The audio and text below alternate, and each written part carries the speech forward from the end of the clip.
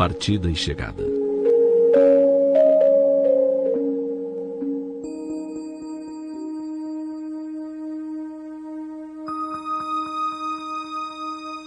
Quando observamos da praia um veleiro a afastar-se da costa, navegando mar adentro, impelido pela brisa matinal, estamos diante de um espetáculo de beleza rara. O barco, impulsionado pela força dos ventos, vai ganhando o mar azul e nos parece cada vez menor. Não demora muito e só podemos contemplar um pequeno ponto branco na linha remota e indecisa, onde o mar e o céu se encontram. Quem observa o veleiro sumir na linha do horizonte, certamente exclamará: já se foi. Terá sumido? Evaporado? Não, certamente. Apenas o perdemos de vista. O barco continua do mesmo tamanho e com a mesma capacidade que tinha quando estava próximo de nós. Continua tão capaz quanto antes de levar ao porto de destino as cargas recebidas. O veleiro não evaporou, apenas não o podemos mais ver. Mas ele continua o mesmo. E talvez no exato instante em que alguém diz, já se foi, haverá outras vozes mais além a afirmar, lá vem o veleiro. Assim é a morte. Quando o veleiro parte levando a preciosa carga de um amor que nos foi caro, e o vemos sumir na linha que separa o visível do invisível, dizemos, já se foi. Terá sumido? Evaporado? Não, certamente. Apenas o perdemos de vista. O ser que amamos continua o mesmo. Sua capacidade mental não se perdeu. Suas conquistas seguem intactas da mesma forma que quando estava ao nosso lado. Conserva o mesmo afeto que nutria por nós. Nada se perde, a não ser o corpo físico, de que não mais necessita no outro lado. E é assim, que no mesmo instante em que dizemos, já se foi, no mais além, outro alguém dirá feliz, já está chegando. Chegou ao destino levando consigo as aquisições feitas durante a viagem terrena.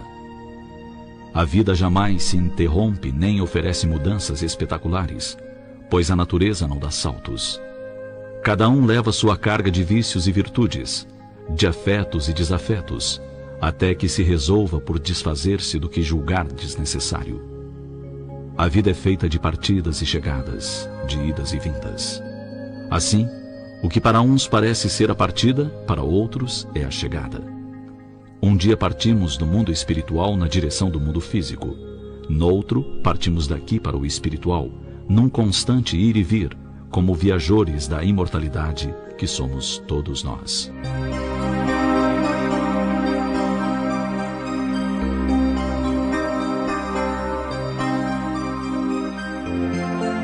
Victor Hugo, poeta e romancista francês que viveu no século XIX, falou da vida e da morte dizendo: a cada vez que morremos, ganhamos mais vida. As almas passam de uma esfera para outra sem perda da personalidade, tornando-se cada vez mais brilhante. Eu sou uma alma. Sei bem que vou entregar à sepultura aquilo que não sou. Quando eu descer à sepultura, poderei dizer como tantos: meu dia de trabalho acabou. Mas não posso dizer, minha vida acabou. Meu dia de trabalho se iniciará de novo na manhã seguinte. O túmulo não é um beco sem saída, é uma passagem. Fecha-se ao crepúsculo e a aurora vem abri-lo novamente.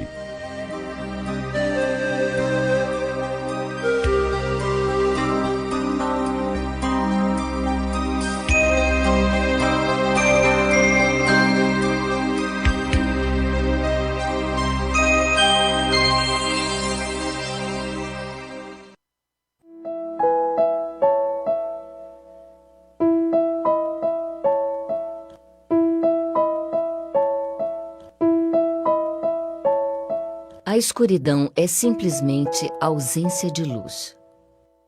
Na escuridão, os objetos se tornam invisíveis aos nossos olhos, mas não deixam de existir nem de ocupar seu lugar no espaço. Nós precisamos de luz para enxergar. Da mesma forma, precisamos de luz para discernir.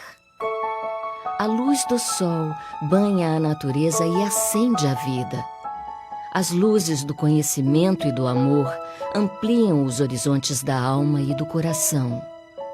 O bem é a consciência na presença da luz. O mal é simplesmente sua ausência. Não é real, é apenas sombra. Iluminar-se significa buscar sabedoria e amplificar a divina capacidade do querer bem. Seja, na recomendação de Mohandas Gandhi, o bem que deseja ver no mundo. Acenda o bem dentro de si. Então, tá?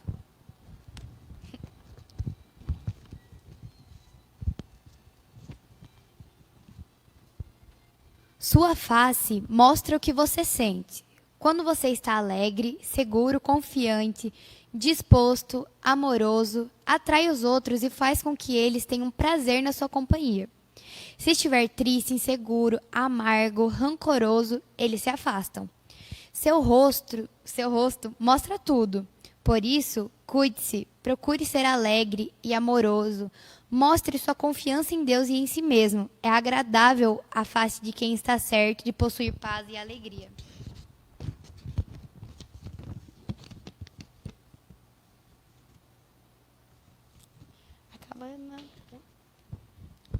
Então agora eu vou pedir para todo mundo que está cheio de problema, parar de pensar neles, limpar a mente, pensar só em coisas boas, pensar em alguma energia boa em você e fechar os olhos e elevar nossos pensamentos a Deus, Jesus, a tudo que há de bom na nossa vida e agradecer a todas as coisas pequenas que às vezes a gente não percebe, aquelas coisas que a gente só vê quando realmente desacelera. Agradecer por poder enxergar, por poder ouvir, por poder tocar nas pessoas que a gente ama, por poder estar com as pessoas que amam a gente, que a gente ama.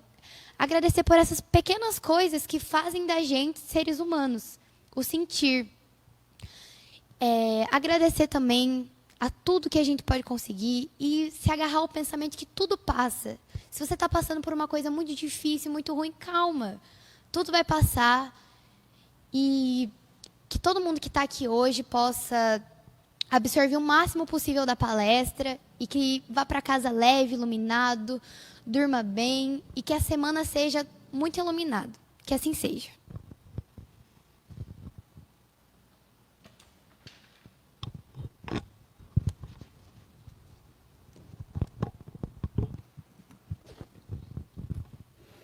Boa noite a todos.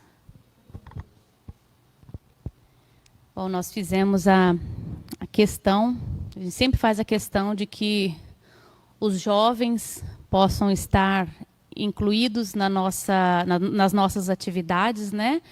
Porque, lembrando que sempre eles são os futuros trabalhadores, né? Então, a Milena, também representante da Mocidade Espírita, né? Sabendo que também todas as segundas-feiras nós temos o grupo de estudos, já voltou, e também não só o grupo de estudos com os adultos, mas tem o grupo de jovens, né? Então vale a pena conhecer, vir e participar, né? Bom, eu trouxe um tema hoje, até algumas pessoas até me perguntaram assim, falaram, gente, mas não é um assunto que vocês estão falando com certa frequência lá na Casa Espírita, né? Só que, por incrível que pareça, na maioria das vezes é o que as pessoas precisam ouvir, né? Então, assim, principalmente nesse período de pandemia, não só pela pandemia, mas acaba que a pandemia em si trouxe muito sofrimento para muitas pessoas, né? Então, assim, aproximou uns aos outros, às vezes, por causa do sofrimento, né? Então, assim, apesar de nós já termos feito algumas palestras com temas parecidos, as pessoas ainda perguntam, ainda querem saber. Nesse final de semana, e não só esse final de semana, muitas vezes as pessoas chegam para nós, chegam para mim e falam assim, olha, eu admiro vocês espíritas porque vocês não sentem a dor da morte. Vocês, com tanta facilidade esquecem, vocês superam com tanta facilidade. Né? Então, assim, como se fosse aquela coisa diferente. Então, eu não trouxe aqui para a gente poder mostrar não só em relação ao luto referente ao espiritismo, aos espíritas em si. Né? Então, assim, os espíritas, nós não somos diferenciados. A única coisa é porque nós temos, lógico, existe um acalento no coração pelo fato de nós termos a certeza da vida futura. E isso acalenta um pouco. Não é? Então, assim, mas não significa que nós espíritas não iremos sofrer, que a gente não passe por isso. Porém, cada um passa de acordo com a sua possibilidade. Alguns dentro do que acreditam, outros dentro do seu apoio emocional, do seu físico, né? Então, por que é tão difícil, né? O tema de hoje que a gente colocou, por que é tão difícil encarar a morte de alguém, o desencarne de alguém querido? É claro, porque se a pessoa que desencarna não é uma pessoa querida por nós, às vezes, infelizmente, assim, às vezes a gente não sente tanto pesar, né? Infelizmente acontece de a gente sentir um pouquinho mais de saudades do ente querido que se foi. Então, por que é tão difícil? Todo mundo tem essa saudade, todo mundo tem essa dor. E não é os espíritas que não sentem, todo mundo sente. Todo mundo tem essa dificuldade, todo mundo tem essa necessidade de passar pelo luto. E a gente tem que entender um pouquinho como é que funciona. A visão espírita disso aí também, né? Na casa espírita mesmo, inclusive aqui na nossa casa espírita, tem uma livraria. Na livraria existem vários livros também que colocam sobre visão espírita, não só em relação a luto, a desencarne, ao lado de lá, ao lado de cá. Essa palestra de hoje, ela foi norteada por um livro chamado Deixe-me Partir, que se encontra na nossa casa espírita também. Então, quem tiver curiosidade ou quem precisar de um acalento em relação ao luto, em relação às dificuldades que andam passando, não só para si, mas também para poder passar para o outro, é bom. É um livro bem fácil, bem tranquilo, bem rápido de ler e muito didático. Bom, então vamos lá. Por que é tão difícil? Tem uma lenda budista que conta mais ou menos a seguinte história. Uma mãe chega para o mestre budista com o filho morto nos braços e exige que ele, com o seu poder e tudo mais, consiga fazer o filho voltar à vida. Ela pede encarecidamente, com todas as possibilidades, com todas as forças que uma mãe tem para poder fazer com que aquele filho volte à vida. Ele olhou para ela e falou o seguinte: olha, eu vou fazer o seu filho voltar à vida. Porém, para isso, eu preciso que você vá em alguma casa e traga uma semente de mostarda. Porém, essa semente de mostarda tem que vir de uma casa que não tenha ocorrido nunca uma perda de alguém. Alguma casa que nunca tenha morrido ninguém. Aí eu trago seu filho à vida. Logicamente, ela bateu de porta em porta, de casa em casa, e foi entender que nenhum lugar, nenhum de nós, nenhuma casa está livre de perdas. Então, quando acontece com a gente uma situação dessas, às vezes, claro, a gente tem que chegar até a fase da aceitação. Só que nós não estamos livres disso. Uma vez que a gente nasce, a gente já sabe, já está trilhado o nosso caminho, que o nosso corpo vai desencarnar um dia.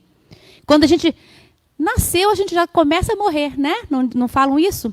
Nós já estamos com os nossos dias contados, a nossa passagem já está comprada. Então, a gente não pode achar que não vai acontecer com a gente. Às vezes a gente acha que nós não iremos desencarnar tão cedo. Às vezes a gente acha que na nossa família não vai acontecer tão cedo, porque a nossa família é saudável, se cuida.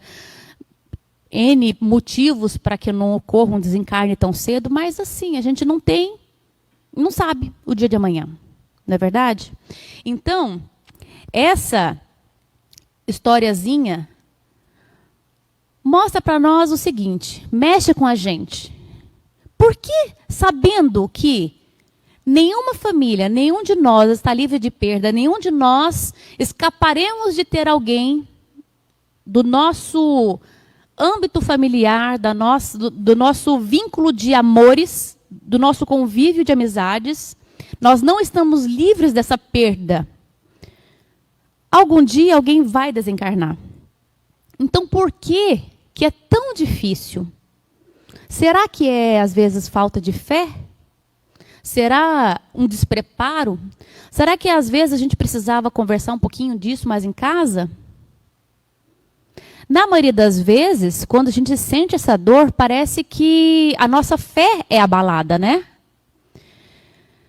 Quantas e quantas vezes pessoas vão fielmente nas igrejas, nas casas espíritas, às vezes são aquelas pessoas assim que se dedicam ao máximo, que são palestrantes, que são ministros, que vão lá e conversam com as ovelhas da igreja, são pastores, e quando passam pela dor da perda, desestabiliza completamente. Essa dor emocional, essa dor psíquica, abala muitos de nós. Mas assim, nós temos que estar preparados. Eu não digo que a gente tem que esperar que amanhã vai ocorrer. A gente está, às vezes, não esperar pela morte. Não significa que nós, os espíritos, ou que a gente tem que ensinar todo mundo a esperar que ou amanhã alguém vai morrer. Mas se acontecer, nós temos que saber quais são os passos a serem trilhados para que a gente não se abale tanto. Ou, logicamente, eu não vou dizer que a gente não vai se abalar, mas tentar entender os nossos sentimentos e tentar entender quem é que nós temos que procurar. Porque tem horas que a gente tem que pedir socorro. Muitos de nós temos aquela falsa ideia de que o sofrimento é de cada um. O sofrimento é meu, eu quero ficar sozinho, ninguém vai entender o meu sofrimento, eu quero me isolar, tudo isso vai passar comigo sozinho, e às vezes não é assim. Nós precisamos de alguém. Nem que seja, às vezes, um pastor, às vezes, um dirigente religioso, às vezes, um amigo. Só que quando eu coloco aqui amigo, nós temos diversos tipos de amigos. Tem aqueles amigos palpiteiros e aqueles amigos que são bons ouvintes.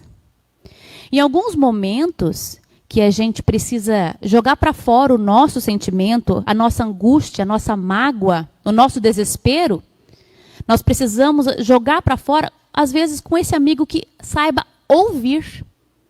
Nem todo mundo que está no desespero quer ouvir opinião.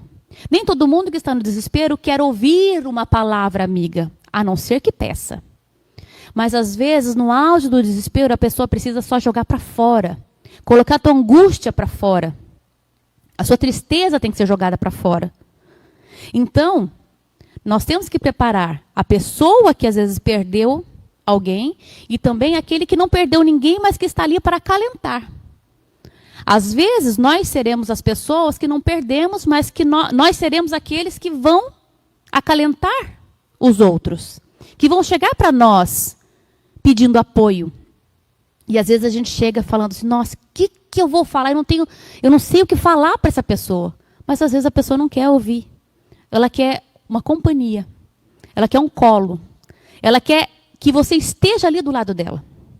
Ela quer se sentir protegida. Então, Jesus mesmo tem uma passagem que ele fala: eu sou o caminho, a ressurreição e a vida. Aquele que crê em mim, mesmo que estiver morto, viverá.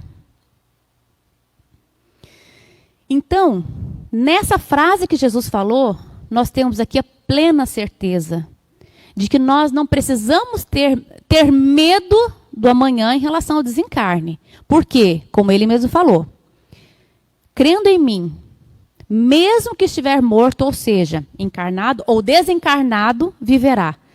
Claro, a nossa vida, a vida eterna, a vida verdadeira, é a vida do Espírito. Então, nós não morremos. A pessoa que desencarna na nossa família, ele não morreu. É tão complicado quando algumas pessoas chegam assim e falam assim, olha, morreu, deixou de existir. Isso é tão pesado. Quando algumas crianças ouvem isso aí de alguém falando assim, olha, ele morreu, acabou, deixou de existir. Nós estamos afetando a criança não só emocionalmente, psicologicamente, e quem sabe fazendo essa criança ganhar uma doença. E não é, nós estamos aqui para poder dizer que não é assim. A vida continua assim. Porém, não do mesmo lado. Tem aquela historinha que sempre é passado, geralmente é passado aqui, nas entradas do Instagram, Facebook, onde a mensagenzinha diz sobre aquele navio que está se afastando do porto. Né? O navio tem um tamanho grande, um peso grande, e a gente está lá, olhando o navio no porto. Só que quando o navio precisa partir, ele vai se afastando, se afastando. Quando a gente olha o navio, a gente vê ele ficando cada vez menor até que ele desaparece. Porém, por mais que a gente tente enxergar e não vê o navio mais, o navio ainda existe. Nós é que não estamos vendo eles. O navio ainda existe, e sim, do mesmo tamanho, do mesmo peso, da mesma cor, do mesmo jeito. Somente se afasta momentaneamente. Então, o desencarne é mais ou menos essa analogia do navio. Em algum momento, esse ente querido se afasta de nós, nós não estamos vendo ele mais. Mas às vezes a gente sente. Não é verdade? A gente sente, a gente consegue, às vezes, através do pensamento, perceber o nosso ente querido em relação à transmissão de pensamento, à transmissão dos nossos sentimentos. Então, nós temos absoluta certeza que quem parte não deixa de existir. O desencarne não é fazer a pessoa parar de existir, e sim um afastamento momentâneo. Para nós, aqui encarnados, parece que há um tempo enorme. Mas quando chegarmos lá, quando estivermos próximos daqueles que são os nossos queridos, nós teremos também a absoluta certeza que o tempo que nós ficamos aqui longe deles foi o suficiente, o necessário, para que nós possamos concluir a nossa caminhada. Todo mundo que vai embora, que parte, é porque já concluiu o seu serviço aqui na Terra. Geralmente a gente tem aquele péssimo hábito de querer que só os ruins vão embora. Aquelas pessoas que são malvadas, os assassinos, os bandidos e tudo mais, e só pensa neles, é que eles devem partir. Mas vamos pensar o seguinte. Aqui, encarnados, nós estamos para aprender, para poder crescer, para poder evoluir. Então, se uma pessoa malvada desencarna antes do tempo, digamos assim, se fosse do jeito que a gente quisesse, que ele se fosse no lugar do bonzinho, ele ia crescer quando? Então, nós estamos aqui justamente para aprender, crescer, evoluir. Então, nós temos que aproveitar o máximo que puder da nossa encarnação. para que no dia que nós desencarnarmos, a gente tenha a certeza que fez tudo certinho. Então, quando alguém de nós, algum ente querido, chega a desencarnar, se a gente pensar, nossa, ele foi uma pessoa boa, uma pessoa justa, uma pessoa sábia, então nós podemos respirar aliviado. Porque, sim, foi o momento exato. Ele precisava que acontecesse isso, porque já passou o período na Terra e cumpriu o seu papel. Às vezes, algumas pessoas desencarnam mais novas, outras um pouquinho mais velhas, outras demoram um monte de tempo para desencarnar. Porém, cada um de acordo com o seu momento de encarar o seu papel aqui na Terra. Então, uma das coisas bem interessantes que eu vou colocar aqui para vocês, é o seguinte: a dor do luto, que é o que a gente sente, né? Que, assim, o luto, esse incômodo, essa palavra luto, né? É a dor. Essa dor causada principalmente pela morte de alguém querido.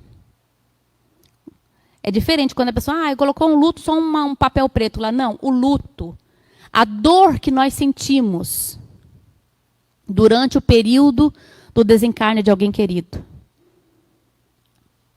Tem pessoas que passam um período curto, outras pessoas levam meses, anos, para poder superar o período do luto. Para superar essa dor que para alguns é passageiro e para outros é insuportável. Geralmente, o luto em si, nos primeiros períodos, às vezes passa como emoção, como choque, negação, raiva, depressão. Nos primeiros períodos do luto, isso é mais do que natural. A gente não pode se culpar por se sentir depressivo, por se sentir com raiva. Porque a gente estava com alguém ontem. E às vezes hoje já não está mais. Então, assim, é lógico, é como se fosse um trauma. Mas nós temos que entender como tudo isso funciona, como tudo isso ocorre. Então, para a gente poder só identificar como é que é o luto. O luto tem 5 fases. E isso não é uma coisa em relação ao espiritismo, em relação a nenhuma religião, isso aí são estudos, né? O pessoal da psiquiatria, os psicólogos, os terapeutas, todos utilizam para ajudar o outro em relação a essas 5 fases. Mas assim, são estudos, realmente as pessoas passam por essas fases mesmo. Certo? Então assim, cada uma dessas 5 fases está em relação com o sentimento, com como a pessoa está lidando com o processo de perda de alguém querido. Né? Então, assim, nessas 5 fases, não é bem uma ordem fixada. Nós temos a primeira fase, que geralmente, vamos colocar aqui, geralmente a primeira fase, não é uma coisa obrigatória. Às vezes, a primeira fase é a negação com o isolamento. Certo? Depois vem o período de raiva. Depois o período de negociação. Depois o período de depressão. E por fim a aceitação. Então a gente vai pincelar mais ou menos cada uma delas. Então, se alguém de vocês estiver passando por um período de luto, se alguém próximo de vocês estiver passando por um período de luto, é legal, é interessante a gente identificar em qual fase que essa pessoa está, para que a gente possa entender ela, para que a gente possa também tentar ajudar esta pessoa da melhor forma possível. Porque, na maioria das vezes, o processo de passar pelo luto não é só da pessoa e também do ambiente que ela vive. Então, nós temos que ajudar. Nós, às vezes, como família, como amigos, como profissionais, né? Às vezes, para quem é profissional da saúde, então tem que entender o outro, entender qual é a fase que ele está passando para a gente poder conseguir compreender. Então, esse primeiro estágio, a negação, o isolamento. Essa negação geralmente é um mecanismo de defesa que a pessoa tem quando recebe a notícia do desencarne de alguém. A intensidade e a duração dessa negação pode ser alguns minutos, algumas horas, algumas semanas ou até meses e anos. Vai depender de cada pessoa. A negação está no estágio em que a gente recebe a notícia em um momento em que a gente não é capaz de aceitar aquela notícia naquele momento. Então, geralmente, na negação, a pessoa fica incrédula. Então, vamos pensar aqui. Às vezes, cada um de nós pode ter passado por um período de perda familiar, um luto dentro da família, ou alguém próximo pediu ajuda de nós. Ou também, pior ainda, que é mais complicado, dar a notícia do falecimento de alguém, do desencarne de alguém para uma outra pessoa. Então, a gente vê essa primeira fase da negação ali, naquele primeiro momento da notícia, onde a pessoa fica naquele estado de incredulidade, a pessoa não acredita. A pessoa fala, não, é mentira. Eu não acredito. Ele não morreu. Até parece. É mentira. Por quê? Não, ele não morreu. Por que tinha que ser? Às vezes a pessoa coloca assim, não, isso não é verdade. Ou ao contrário, a pessoa sabe o que aconteceu, mas mente para si mesma, se nega, olha, eu estou bem, eu não preciso de ajuda, eu estou bem, legal, eu estou legal. Ou, às vezes, esse período de negação, a pessoa começa a desconfiar dos médicos ou dos laudos. Por exemplo, será que a pessoa ele morreu mesmo? Será que alguém viu ele lá no caixão? Alguém viu, principalmente nesse período da pandemia, que tinha que fechar, e muitas pessoas não podiam ver os seus parentes desencarnados. Então, ficava naquela coisa assim, da negação. Alguém, será que viu? Como é que tem certeza que ele estava dentro do caixão? Alguém viu? Viu o laudo? Estava escrito lá que deu óbito? Será que não foi um erro? Será que... Então, assim, a gente se nega, algumas vezes, a acreditar. Isso acontece com mais frequência do que a gente imagina. E não é com uma ou duas pessoas. Geralmente, também, a pessoa acha que tudo é um pesadelo. Não, isso é um pesadelo, é mentira, tudo isso vai voltar ao normal em breve, então eu não quero acreditar. É mentira, não está acontecendo. Negação. Então, isso aí é a primeira fase.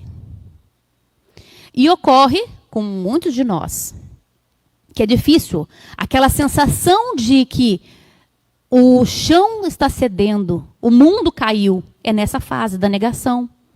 Ninguém recebe uma notícia dessas aceitando de cara, a não ser que esteja esperando pela notícia, né?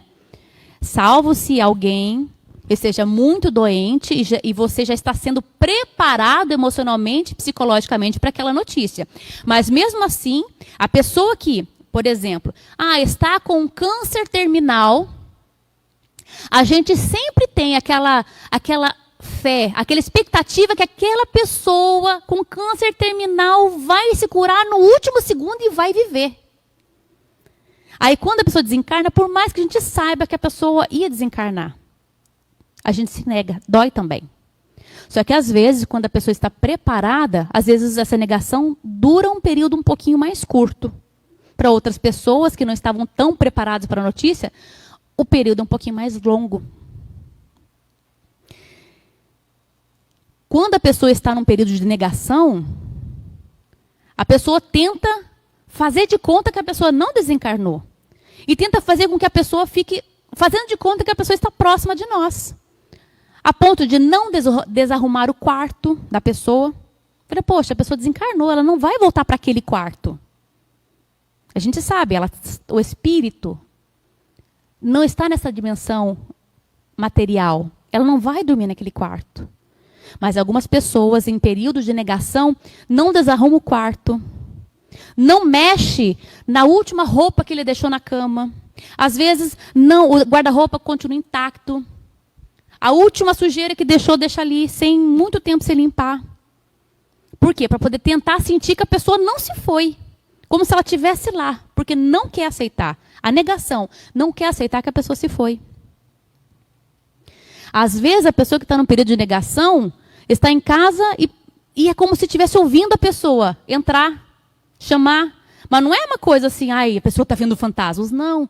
Mas o psicológico da pessoa está tão abalado que, como ela se nega que a pessoa se foi, o nosso emocional prega peças. Então, a qualquer momento, a gente espera que a pessoa vai entrar. A qualquer momento que a gente espera que a pessoa chegue de surpresa, fala, surpresa, era uma viagem, pegadinha, eu não morri. Então, na maioria das vezes, isso acontece. E é muito mais frequente do que a gente imagina. Se a gente for olhar, às vezes, a gente vê todas as pessoas que desabafam em relação ao que passam. É complicado. Porque a gente não consegue, por mais que a gente às vezes passe pelo período de luto também, a gente não consegue se colocar no lugar da dor da pessoa.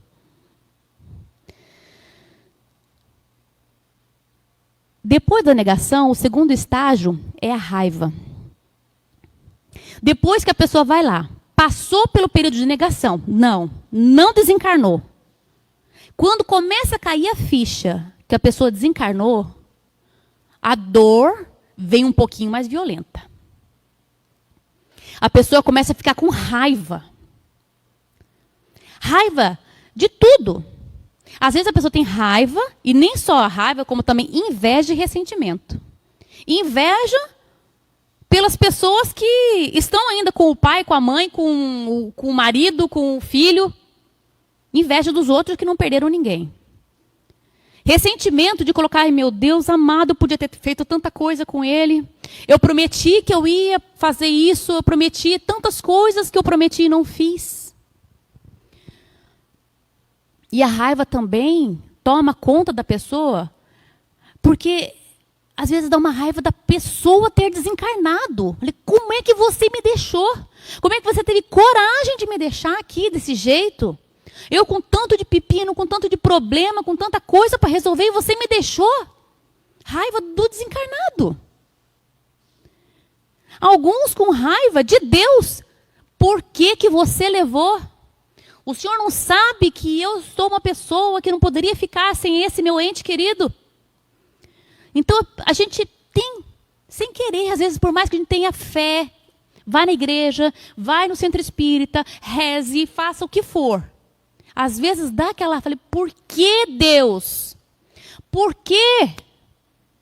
Passa. Nós somos pessoas, nós somos seres humanos que têm sentimentos e nós não somos o suficiente, às vezes, elevados para poder, às vezes, encarar um processo sem passar por essa dor. Quando a gente passa por esse processo de raiva, depois a gente cai a ficha e fala, nossa, como é que eu pude fazer isso? Pensar isso, como é que eu pude blasfemar contra Deus? Como é que eu pude falar mal da pessoa que desencarnou? Mas acontece. É um impulso, é um reflexo nosso. Dentro desse período também, desse estágio de raiva, a pessoa começa a gritar. Por quê? Com tanta pessoa ruim no mundo, tinha que levar logo ele. Levasse esse vizinho, levasse aquele outro que atropelou, levasse aquele outro, levasse todo mundo que está preso. As pessoas têm raiva e querem descontar a sua angústia em cima de outras pessoas. Se as outras pessoas não desencarnaram, o problema é deles que estão vivos ainda, que eles têm ainda que passar por esse período aqui na Terra. Nós não podemos jogar, mas a gente joga. Todas as nossas angústias, né? A raiva também, a maioria de nós pensamos, isso não é justo. Aquele senso de justiça parece que foi quebrado. Deus é justo e bom e logo comigo fez essa justiça. Essa raiva. Às vezes, coloca porque assim, a pessoa perde a calma, o estágio de raiva, a pessoa perde a calma quando alguém toca no assunto do seu falecido parente, ou de alguém, um assunto que lembre sobre um desencarne, a pessoa não quer ouvir sobre esse assunto, ou, pior ainda, a pessoa, às vezes, quando ouve sobre o assunto, grita, perde a paciência com muita facilidade com os filhos, com a esposa, com os parentes, com as pessoas de empresa, com qualquer um que seja. Está no período da raiva, desconta em todo mundo. Porque eu perdi o meu ente querido, eu tenho o direito de ficar com raiva. A gente sabe que não é, a gente não pode sair descontando em cima de todo mundo. Mas a gente passa por esse período também. É natural. Todos esses estágios do luto são estágios saudáveis, são coisas do nosso emocional, do nosso psicológico. A gente passa. Só que qual que é o problema? A gente colocou aquele primeiro estágio em relação à negação. É saudável, é normal passar por ele. Mas é normal também que passe e não permaneçamos na negação. A raiva é natural que a gente passe. Todo mundo vai passar. Só que também não é natural que fique nessa fase por muito tempo. Se a gente ficar qualquer uma dessas fases por muito tempo, a gente adoece. Nós temos que saber qual é o momento que nós precisamos procurar ajuda. Depois da raiva, entra um terceiro estágio que se chama barganha ou negociação. A pessoa entende que, às vezes, negando não resolve o problema, a raiva, às vezes, não resolve o problema, e começa a querer internamente negociar. Geralmente, a negociação é com Deus. Mas a maioria também faz consigo mesmo. Então, assim, para que aquela dor passe, promete. Deus, eu prometo que eu vou fazer a caridade, eu vou fazer palestra na casa espírita, ou eu vou na igreja com mais facilidade, eu vou doar para os carentes, eu vou fazer sopa, eu vou ajudar o próximo, eu vou fazer tudo o que puder para que o Senhor tire de mim essa dor. Eu vou fazer tudo o que puder para que não passe de um pesadelo. A gente faz isso. Eu vou fazer tudo, eu vou trabalhar dia e noite, eu vou conseguir. Tira essa dor de dentro de mim. Uma negociação. A gente tenta negociar. Porque é prático a gente chegar e falar assim, bom, então já que eu não consigo, eu vou ir para um ser superior. E pede a Deus. Ou às vezes a gente se tumultua de exercícios, de atividades, de trabalhos, para ver se a gente consegue superar aquilo ali. Então é uma troca.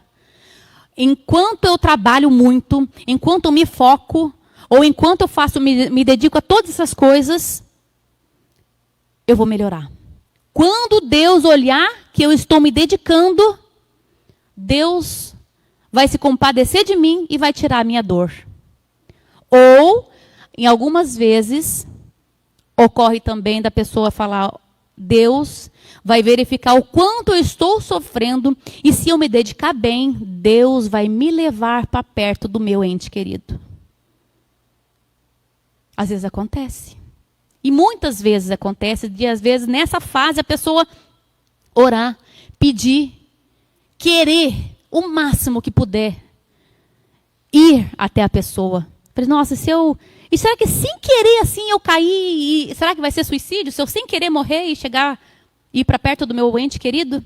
Porque a pessoa está com tanta vontade de chegar próximo, de ter ele de volta, que faz qualquer coisa. Promete qualquer negociação. Então essa fase é uma atitude desesperada para que a gente possa conseguir o que a gente quer. Então essa negociação é um jeito de tentar enfrentar a realidade que a gente ainda não conseguiu engolir, que a gente ainda não conseguiu encarar. Nessa fase, lógico, que a pessoa que estava, ao contrário daquela pessoa que estava com raiva, está mais reflexiva, mais dócil, porque também não adianta, né, a pessoa ser bruta com Deus, que aí vai que ele não faz o que eu quero, né? É a terceira fase, a gente passa por tudo isso. Quando a gente vê que a negação não funcionou. Negar que a pessoa desencarnou não funciona. Não vai funcionar para mim. A dor está aqui. Eu chegar e ficar com raiva também não adiantou. A dor está aqui. Eu tentei negociar e minha dor ainda está aqui.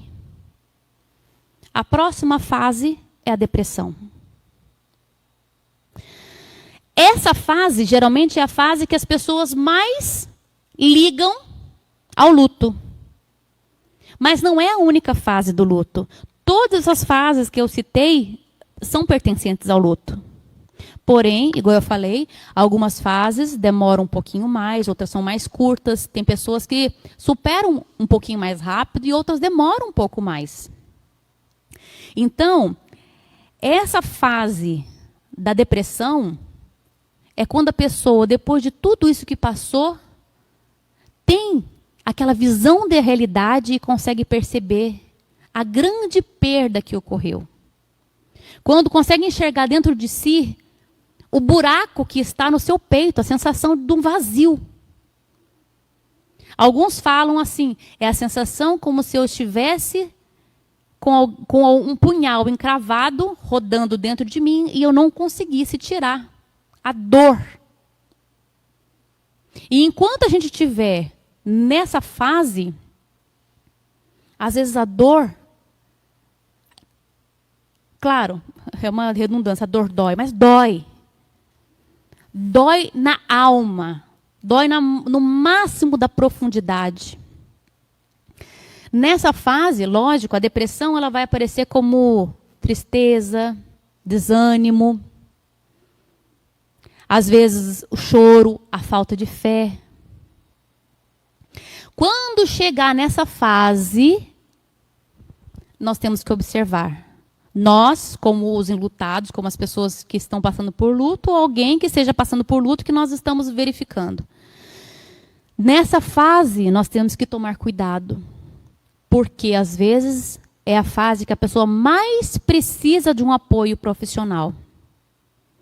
Quando eu coloco um apoio profissional, pode ser psicólogo, um terapeuta, às vezes um médico, às vezes um dirigente da casa espírita, às vezes vir procurar uma conversa fraterna para poder conseguir alguém que possa apoiar naquele momento para poder não cair, não se afundar mais ainda. Procurar ao padre, ao pastor, alguém que possa ter a capacidade emocional o suficiente para poder fazer você segurar as pontas. Porém, na maioria das vezes, nessa fase, o ideal é o profissional, psicólogo, terapeuta ou médico. Que às vezes a gente precisa. Não só em relação a remédios, mas a gente precisa de um encaminhamento para que a gente não adoeça. Em qualquer dessas fases, se a gente ficar por muito tempo sem tratar o nosso sentimento, a gente adoece.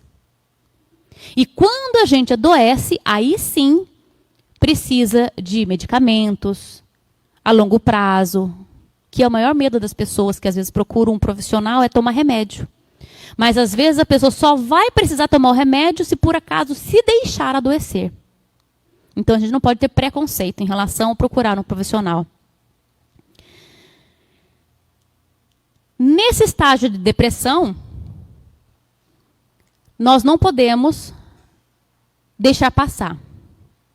Só que quando a gente consegue o apoio, quando a gente consegue a ajuda, quando a gente consegue superar o estágio de depressão, porque a gente vai afundando e depois tudo melhora, sempre melhora, tudo passa. Todos os estágios melhoram, tudo vai passar. O período do luto passa. Tanto é que tem algumas pessoas que falam assim, nossa, mas parece que eu não estou sentindo mais nada. Eu sinto a saudade, mas parece que eu não sinto mais dor. É uma dor diferente, não é uma dor lancinante, é uma dor de saudade.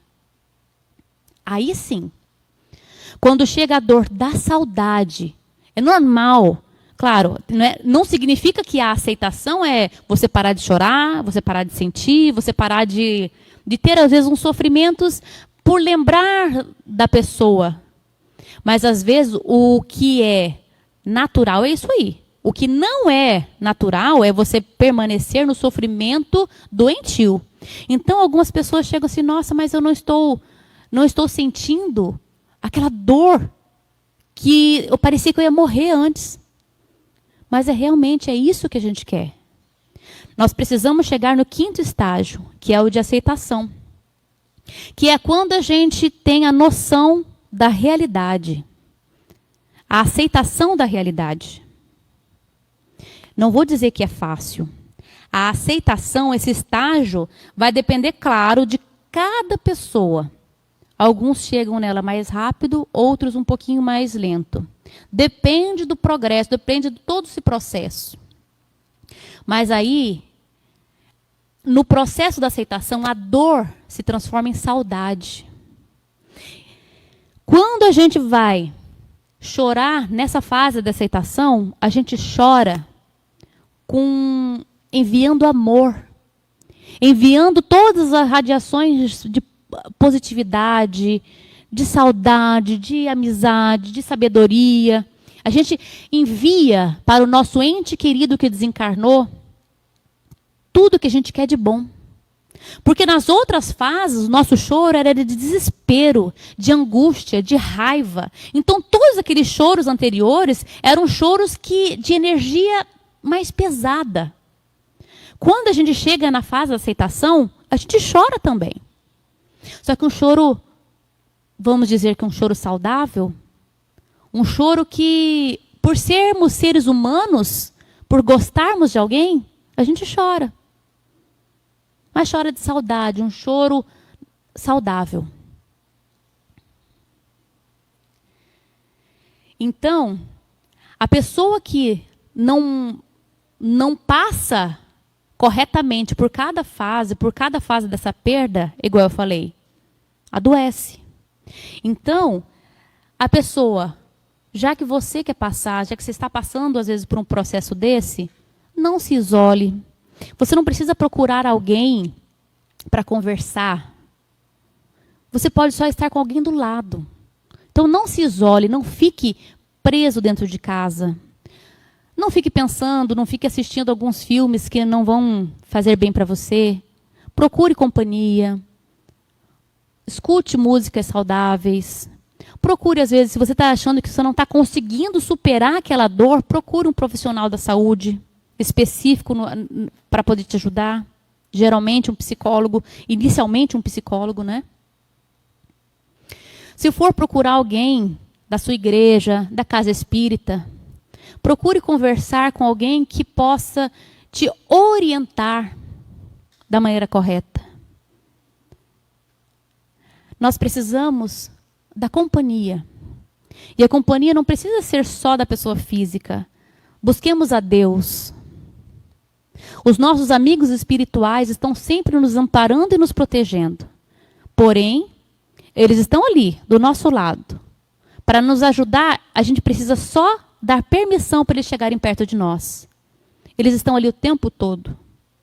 Então, na dificuldade de passar por qualquer uma dessas fases, vamos pedir ajuda. Um dos maiores ajudantes, digamos assim, é Jesus. Jesus nos envia todos esses responsáveis por nós para nos ajudar, para nos apoiar. Então, vamos aproveitar essa fase que nós temos e entender que quem passa o luto também não é só nós que ficamos aqui. Quem se foi também passa por um período de luto. Então, vamos pensar, vamos ajudar. Nós temos que tentar nos ajudar a passar por esse período de luto. E também nós vamos mandar irradiações positivas para quem se foi, para quem se distanciou de nós durante esse período, por esse curto prazo, também consiga encarar o luto de uma maneira saudável. Porque quem está do lado de lá também precisa. Também precisa de apoio, também passa por todas essas fases. Você imagina? Se no dia que você desencarnar, a primeira coisa quando a gente acorda lá, quem sabe, é negação. Não. eu não desencarnei. Depois, passa para outra fase, né? De raiva, eu não acredito que eu desencarnei. Aí a outra, a barganha, Deus, eu faço de tudo, me faça voltar. Eu quero voltar para minha família. A outra, a depressão. As pessoas também ficam deprimidas quando desencarnam. Passam um período de depressão e depois da aceitação que está desencarnado. Então, assim como nós passamos por isso, pela pessoa desencarnada, a gente passa por esse luto, a pessoa que desencarnou também passa pelo luto. Então, vamos pensar nisso. Pensem. Se alguém estiver passando por essas dificuldades, vamos tentar analisar em qual estágio em qual nós estamos para procurar a ajuda correta. E vamos ajudar também, não só a nós, como também ao próximo que esteja enlutado, ao próximo que está necessitando, mas também vamos ajudar a quem desencarnou. Às vezes pode não ser um parente nosso, mas às vezes é alguém querido de uma outra família, porque tem muitos que chegam e falam assim, olha, você que é espírita, você sabe como lidar com a morte, você pode conversar com essa pessoa que não sabe lidar com a morte? Não é assim. Nós espíritas também temos essa dificuldade. Porém, nós temos que nos adequar à realidade e tentar passar da melhor maneira possível. Então, qual é a melhor maneira de você ajudar o outro, se você não for o enlutado? Orar. Pela pessoa que ficou e pela pessoa que se distanciou, pela pessoa que desencarnou. Então, nós estamos aqui não para dizer que é fácil. É difícil. Nós estamos aqui, a gente sempre vem para a casa espírita para tentar buscar um acalento para o nosso coração. Então, que possamos passar a todos vocês esse acalento necessário. Não só a casa espírita, mas em qualquer local onde você possa encontrar Jesus, onde possa Deus estar presente. E se você está precisando de algumas palavras, eu coloco sobre a possibilidade dessa leitura desse livro, Deixe-me Partir, que, como eu falei, é um livro bem fácil, bem tranquilo, e tem todos os itens que a gente precisa saber. Então, você não precisa ser um estudado da doutrina espírita, é tranquilo. Pode confiar, podem ler, que vai dar tudo certo. Depende só da gente. E com essas palavras, eu devolvo a palavra para Milena. Agradeço a presença de todos vocês, tanto aqui presencialmente, quanto vocês que estão online. Ok? A palestra vai ficar gravada no Facebook e também, em breve, em algumas horinhas, no YouTube. Muito obrigada.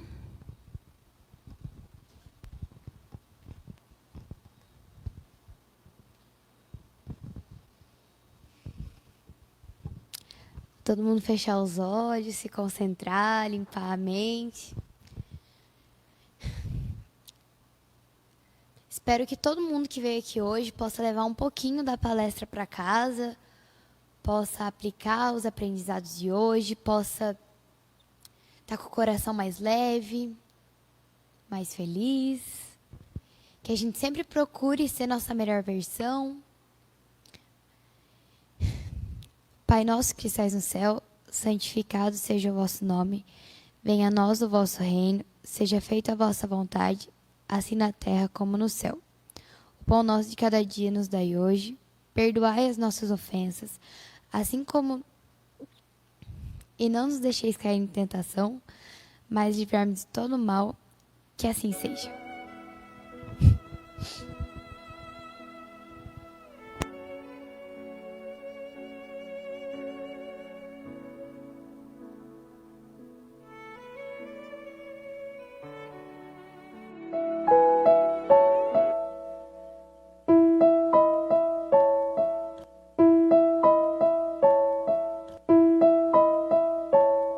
A escuridão é simplesmente ausência de luz. Na escuridão, os objetos se tornam invisíveis aos nossos olhos, mas não deixam de existir nem de ocupar seu lugar no espaço.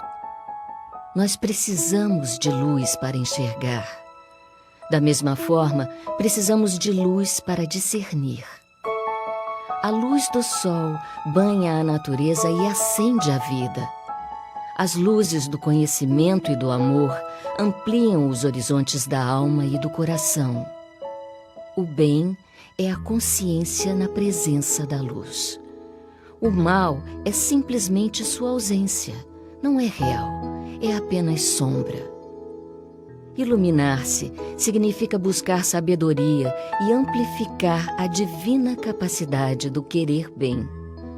Seja, na recomendação de Mohandas Gandhi, o bem que deseja ver no mundo. Acenda o bem dentro de si. Hoje, a humanidade ainda caminha pela estrada da ignorância espiritual, com honrosas exceções. Mesmo a fé, em alguns momentos, é apenas o reflexo do divino na superfície do ego, como a lua refletida num lago. A imagem da lua ali não deixa de ser algo real, mas não é a verdadeira lua, e basta uma leve agitação na água para se desvanecer a ilusão. Deus é a essência. O homem precisa buscá-lo mais no fundo de si, através do despertamento para as questões essenciais da vida, de onde vim, onde estou, para onde vou depois desta paragem, o que me trouxe aqui e com qual finalidade. Sua fé, então, se assentará no reconhecimento da sua pequenez e no atendimento a um chamado para a sua destinação superior. É quando percebe o vazio das coisas, a impermanência da vida material e começa a dar um tipo de felicidade interior que se traduz por paz de espírito, maturidade emocional e lucidez espiritual. O bem se torna sua busca e ser o bem se torna sua meta. Onde quer que você se encontre, procure ser uma luz. Não significa ser grandioso ou extraordinário. Requer apenas que você escolha a verdade, a não violência, a paz, a correção e, sobretudo, o amor. Quando estas luzes se acenderem em sua mente e seu coração, nunca mais haverá escuridão em sua vida.